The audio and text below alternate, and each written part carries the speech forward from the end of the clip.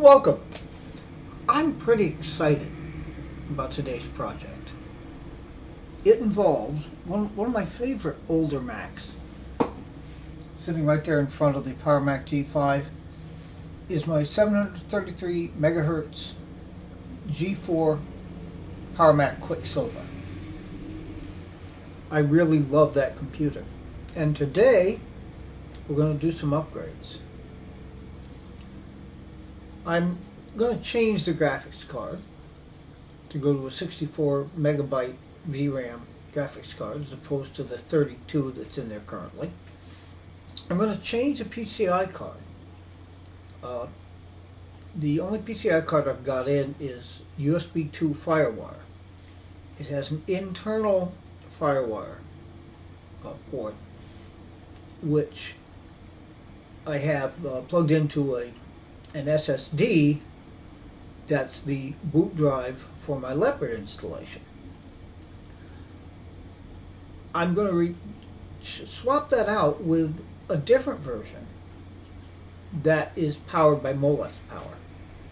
That should give much better functionality from the exterior ports on the card. Alright, the optical drive is dead. So I'm putting a DVD burner. That should be cool. And the big one. The processor, of course, is on a daughter card. You'll be seeing that. I got an upgrade daughter card. So assuming all this works, instead of a 733 megahertz single G4, we should have a dual 1 gigahertz G4. This to me is pretty exciting. I hope you enjoy following the process. So let's get right down to it. Stay tuned. You know, I don't really miss the modern Mac OS all that much, except probably for the ease of doing screen recording captures. There's no good way of doing it that I've found on these machines. Anyhow, we want to look at specs about this Mac. And there we see the 733 megahertz PowerPC G4, only 1.5 gig of RAM, and I always wondered, why did Apple do that? You know, in the Sawtooth, in the Gigabit Ethernet, and then in the MDDs that came after, they all had 4 RAM slots and could take 2 gig. The Quicksilver and its immediate predecessor, the digital audio, have only 3 slots. But it's still a capable machine. Alright. PowerMac 3,5, of course, so we're seeing all of that same stuff. Particularly valuable here. What's in there now? An ATI Radeon 7500, which is not a bad card, but it has only 32 megabytes of video RAM. It's enough that everything works. You know, very much the way it's supposed to. You know, Quartz Extreme is supported. Core Image is only supported via software through Leopard, but it's all working. Time Machine works. Really, everything works. PCI cards. That's where we see the FireWire and USB. That's all the same card. That's the only PCI card that's currently in there. All right. And what is, yeah, looking at the FireWire itself.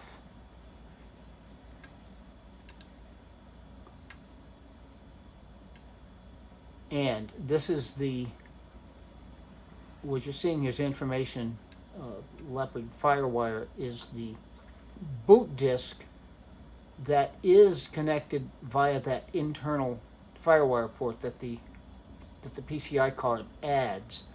And yeah, it's great because you can get a 500 gig SSD as opposed to trying to load up on 128s. There is a 128 gig SSD in there with an IDE adapter. That's where the Tiger and OS 9 installations live. This machine can boot into OS 9. All right, was there anything else we really wanted to look at here? No, I don't think there's anything that's really that important. So that's the overview of what this machine can do. One thing I did want to point out, though, one of the true joys of the Apple Cinema display, other than its overall coolness and there's a warmth about the display. I can't really describe it any other way. But it also makes swapping machines back and forth far, far simpler. Because as long as the machine can drive the Apple Cinema display, all I really have to do is plug in the power cord to the new machine and the Cinema display connector. That both delivers the video and delivers power to the display. And there are USB ports. So my keyboard and mouse, well, the mouse, of course, is plugged into the keyboard, but the keyboard is plugged into the USB on the back of the Cinema display. So I don't even have to transfer that. So yeah, really, 2 cords. Yeah, if I want to get internet, I got to plug an Ethernet cord in since there is no airport. All right, well, let's get on with the upgrades. Stay tuned. All right, we have the interior of the Sawtooth. What wonderful design, just pulling that latch and opening everything up. This is the existing heatsink. The daughter card is, of course, underneath there. So we'll need to take the heatsink off. The heatsink, by the way, is held on with these clips here, spring clips. That'll come off, and then we can take the daughter card out. This is the fan to be replaced. So we will do all of that, and of course reapply thermal paste, and then we should end up with a dual 1 gigahertz PowerMac G4. All right, now this, of course, is the graphics card connected via the AGP slot that's in there, and this is the existing FireWire and USB 2 card plugged in to the SSD enclosure over here. All right, now the pain in the neck thing, and this may be hard to see. I had a flashlight sitting here, but anyhow, way back in here is a screw, and it's hard to get at. Then there's a screw here, a screw here, and hiding back in there is another screw. Now, this particular unit has got a zip drive included, so we're going to have to disconnect both the zip drive IDE and the optical drive IDE. Well, it'll be nice to get some of this dust out of it up there.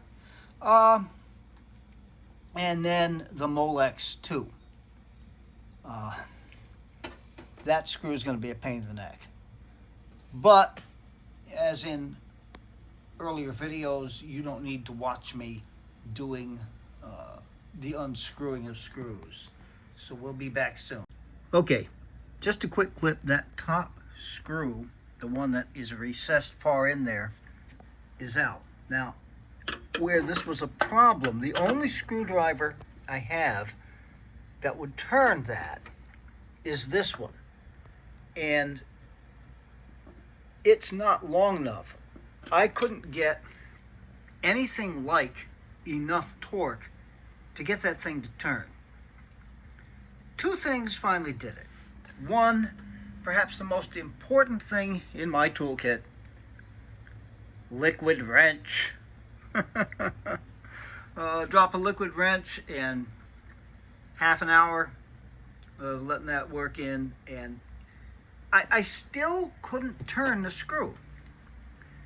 And I just haven't got a longer screwdriver with that size bit.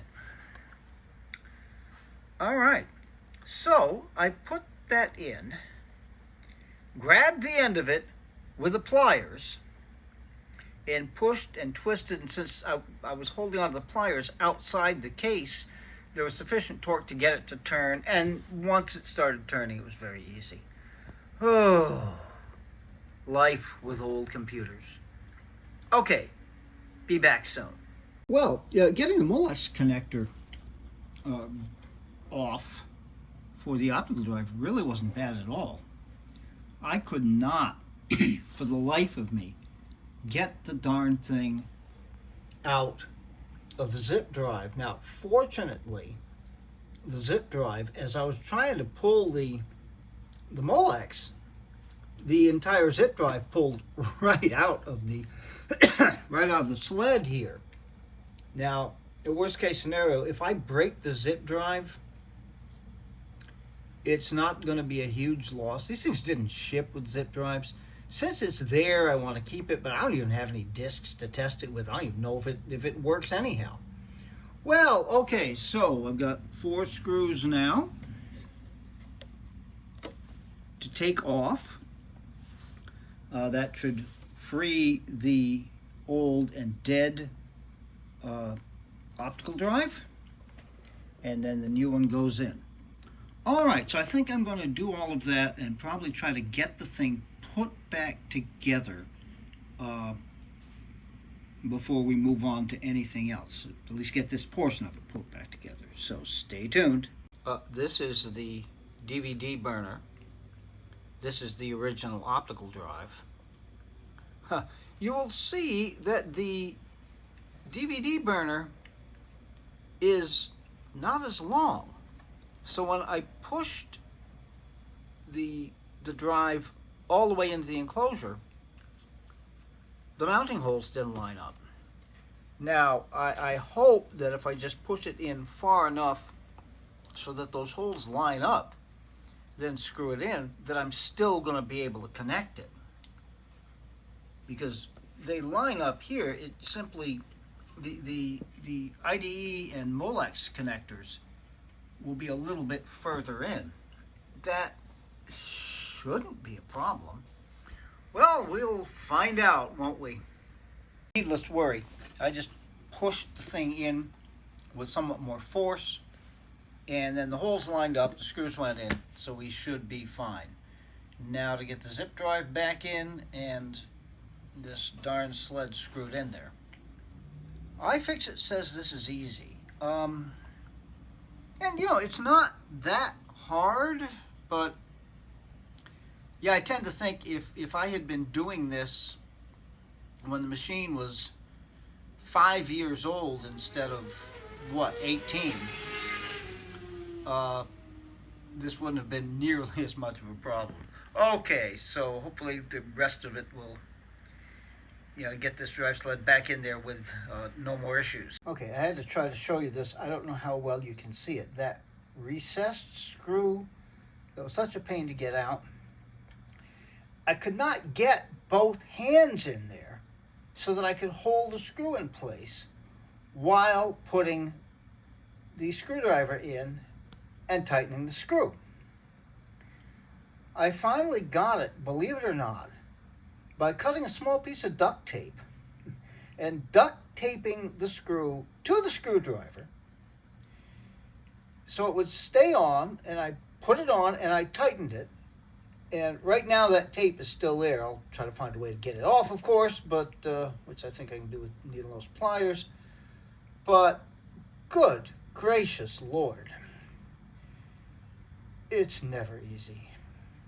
Okay, so I'm going to do the rest of this stuff. Stay tuned. Okay, the New processor card is screwed on. I've got to tell you, getting that heatsink off was murder. These springs, this is a new heatsink, but these springs, it's hard to get at them. It's hard to get them loose from the daughter card because they clip on underneath the sides of the card. And this has to work because I broke a capacitor off the old processor card. So, no choice but to continue now. Stay tuned. Well, the thermal paste is on. The heatsink went on pretty easily. There are posts that fit into the daughter card, so it lines up pretty easily. Getting the clips back on was an easier proposition than getting them off. So, and it seems solid. It ought to work. So we just have to get the RAM back in, get the graphics card back in, get the new PCI card in, or get the new graphics card in, get the new PCI card in, and close it up, hook it up, and pray that it boots. So hang in there. It's been interesting anyway. I certainly hope. For me it has. All right, I should mention that before I closed up the computer, and I probably should have recorded a little bit of this, I did reset the logic board, which is quite simple. With the computer unplugged, press the power button I held it in for 5 seconds, then remove the PRAM battery. Leave it without the PRAM battery, so there's no power coming into the computer for at least 10 minutes. Then you put the PRAM battery in, and you can just close it up and power it on. For good measure, while I was in there, I pressed the CUDA button too. So what that basically will do is the computer will have forgotten what kind of settings it has, like what operating system to boot into.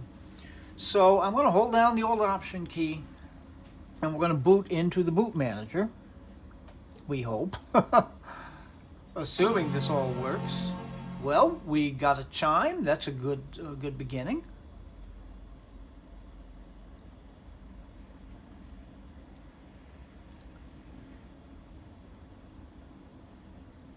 No video yet from the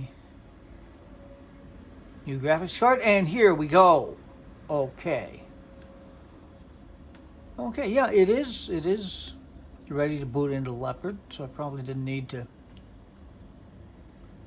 do all of this. Just to make sure. Okay, and we boot.